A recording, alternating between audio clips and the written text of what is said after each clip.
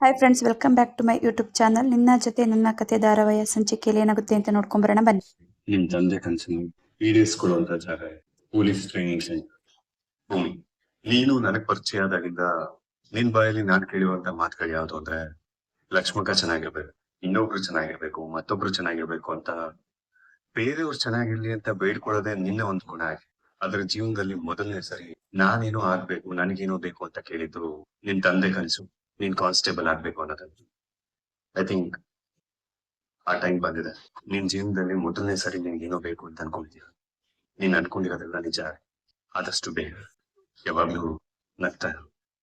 ನೀನ್ ನಕ್ಕಿದ್ರೆ ತುಂಬಾ ಚೆನ್ನಾಗಿ ಕಾಣಿಸ್ತೀಯ. ನಗ್ತಾ ನಗ್ತಾ ಈ ಪ್ರಪಂಚನೇ ಗೆಲ್ಲೋ ತಾಕತ್ ನಿನ್ನಲ್ಲಿದೆ. ಅದ್ ನಿನಗೆ ಗೊತ್ತಿಲ್ಲ ಅಷ್ಟೇ. ಟೈಮ್ ಆಗ್ತದೆ. I wish you good luck. ಇಲ್ಲಿಂದ ನಿನ್ ಜೀವನ ತುಂಬಾ ಚೆನ್ನಾಗಿ ಬದಲಾಗಿ. ಸಾಹೇಬ್ರೆ, ನೀವ್ ತುಂಬಾನೇ ಒಳ್ಳೆಯವರು. ನಾನು ಹೋದ್ಮೇಲೆ ನಿಮಗೆ ಪೊಲೀಸು ಕೇಸು ಅಂತ ಬ್ಯುಸಿಯಾಗಿ ಇದ್ಬಿಡ್ಬೇಡಿ. ನಿಮ್ ಮನೆಗೆ ನಿಮ್ ಮನ್ಸಿಗೆ ಒಪ್ಪುವಂತವ್ರಿಗಿನ ಆದಷ್ಟು ಬೇಗ ಮದ್ವೆ ಆಗಿ ನೀವ್ ಖುಷಿಯಾಗಿರೋದು ನನ್ಗಷ್ಟೇ ಮುಖ್ಯ. ಸರಿನಾ? ಒಂದ್ ನಿಮಿಷ. All the best. ಒಂದ್ ನಿಮಿಷ. ಯಾಕೆ ಇಷ್ಟು ಗಾಬರಿಯಿಂದ ಓಡೋಗ್ತಾ ಇದೀರಾ? ಲೇಟ್ ಆಗತ್ತಲ್ಲ ಅದಕ್ಕೆ.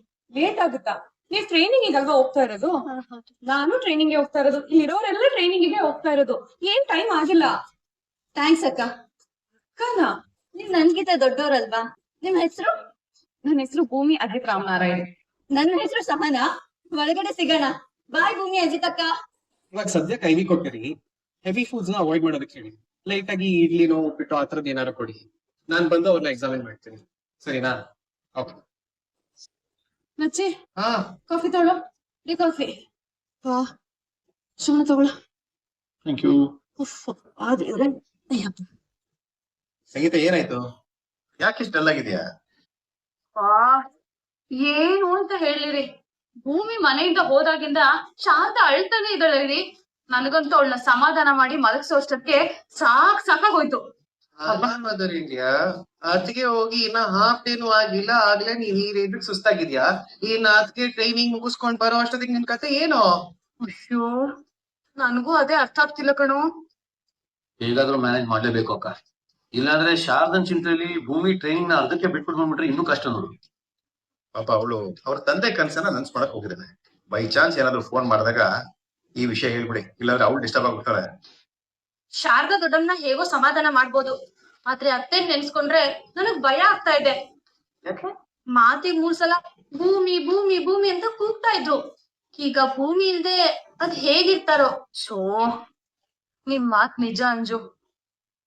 ಅವಳ ಮದ್ವೆ ಆಗಿ ಮನೆಗ್ ಬಂದಾಗಿದ್ದ ಒಂದಿನನೂ ನಾನು ಅವಳನ್ನ ಬಿಟ್ಟಿರ್ಲೇ ಇಲ್ಲ. ಅವಳು ಅಷ್ಟೇ ನನ್ನ ಬಿಟ್ಟು ಯಾವತ್ತೂ ಎಲ್ಲೂ ಹೋಗಿರ್ಲಿಲ್ಲ. ಆದ್ರೆ ಟ್ರೈನಿಂಗ್ ಅನ್ನೋ ಶಾಕ್ದಿಂದ ನಾವಿಬ್ರು ದೂರ ಆಗೋ ರೀತಿ ಆಗೋಯ್ತು. ನೀನು ಬರೀ ನಿನ್ನ ಬಗ್ಗೆ ಅಷ್ಟೇ ಯೋಚನೆ ಮಾಡ್ತೇನೆ. ಸ್ವಲ್ಪ ನಮ್ಮ ಅಜಿತ್ ಪರಿಸ್ಥಿತಿ ನೆನ್ಸ್ಕೊ. ಹೌದು ರೀ, ಪಾಪ ನನ್ ಮಗ. ಭೂಮಿ ಅಂದ್ರೆ ಅವನ್ ಪ್ರಾಣಕ್ಕಿಂತ ಹೆಚ್ಚಾಗಿ ಇಷ್ಟ ಪಡ್ತಾನೆ. ಅಂಥದ್ರಲ್ಲಿ ಅವಳನ್ನ ತಿಂಗ್ಳಾನ್ಗಟ್ಲೆ ಬಿಟ್ಟಿರ್ಬೇಕು ಅಂದ್ರೆ ಅವನ್ಗೂ ಕಷ್ಟ ಆಗತ್ತಲ್ವಾ? ಅವನ ನೆನೆಸ್ಕೊಂಡ್ರೇನೆ ಅಯ್ಯೋ ಅನಿಸ್ತಿದೆ. ಅಜ್ಜು, ಅಜ್ಜಿ, ನಿಮ್ಮ ಹರಿಮನ್ ಪ್ಯಾಕೇಜ್ ಏರ್ ಟಿಕೆಟ್ಸ್. ಯುರೋಪ್ಗೆ 10 ದಿನ ಆರಾಮಾಗಿ ಹೋಗಿ ಸುತ್ತಾಡ್ಕೊಂಡು ಎಂಜಾಯ್ ಮಾಡ್ಕೊಂಡು ಬನ್ನಿ. ಅಂಜು, ಏರ್ ಟಿಕೆಟ್ ಯಾಕಮ್ಮ ಹರಿದಕ್ಕೆ? ಏನಾಗಿದೆ ನಿನ್ಗೆ? ನನ್ ದೊಡ್ಡಮ್ಮಗ್ ತೊಂದ್ರೆ ಕೊಟ್ಟವ್ರು ನನ್ಗೂ ಶತ್ರುಗಳೇ. ಯಾವ್ದೇ ಕಾರಣಕ್ಕೂ ಅಂತವ್ರನ್ನ ಹತ್ರನೂ ಸೇರ್ಕೊಳ್ಳೋದಿಲ್ಲ ನಾನು. ಅಂಜು, ಅಂಜು, ಏ ಅಜ್ಜು, ಪ್ಲೀಸ್ ಬೇಜಾರ್ ಮಾಡಿ. ನೀವ್ ಅರೆಸ್ಟ್ ಆದಾಗ ಅವರು ಇವರು ಇವಳ ಬಗ್ಗೆ ತುಂಬಾ ಇನ್ಸಲ್ಟಿಂಗ್ ಆಗಿ ಮಾತಾಡಿದ್ರು. ಅದರಿಂದ ಅವ್ಳು ಮೆಂಟಲಿ ಡಿಸ್ಟರ್ಬ್ ಆಗಿದೆ. ನಿಮ್ಗೆ ಅಂಜು ಹೇಗೆ ಅಂತ ಗೊತ್ತಲ್ಲ. ಒಂದ್ ಸ್ವಲ್ಪ ದಿವಸ be back. But it was really sweet of you ನನ್ಗೋಸ್ಕರ ಹನಿಮೂನ್ ಪ್ಯಾಕೇಜ್ ಬುಕ್ ಮಾಡಿದ್ದಕ್ಕೆ. ಆದ್ರೆ ಬೈ ಚಾನ್ಸ್ ಅಂಜು ಆ ಟಿಕೆಟ್ಸ್ ನ ಎಕ್ಸೆಪ್ಟ್ ಮಾಡಿದ್ರು ನೀವೇ ಅದನ್ನ ಕ್ಯಾನ್ಸಲ್ ಮಾಡಿ.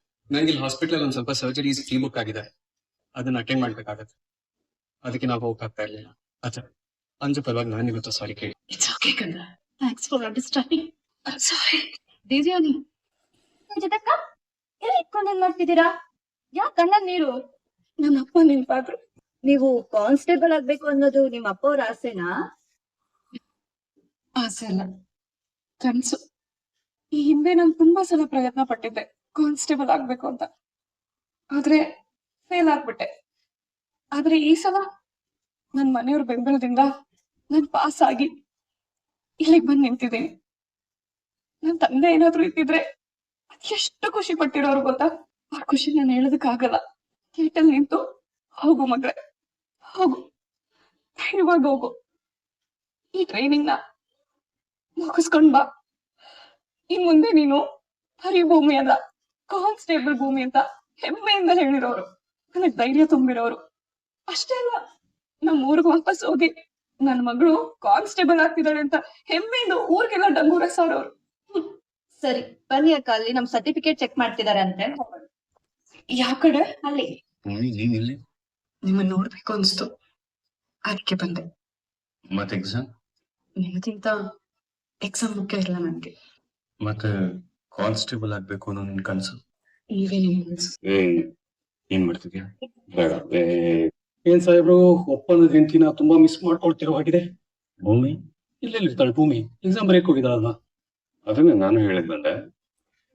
ಭೂಮಿ ಅಂತ ಹೇಳಿದ ತಕ್ಷಣ ನೀವು ಮಾತು ತಗೊಂಡ್ಬಿಟ್ರಿ, ಅಷ್ಟೇ. ಓ ಹೌದಾ? ಸೇಫ್ ಆಗಿ ಅವಳನ್ನ ಟ್ರೈನಿಂಗ್ ಸೆಂಟರ್ ಬಿಟ್ಟು ಬಂದ್ಯಾ? ಗೇಟ್ ತನಕ ಡ್ರಾಪ್ ಮಾಡಿ ಆಲ್ ದಿ ಬೆಸ್ಟ್ ಕೂಡ ಹೇಳಿ ಬಂದ.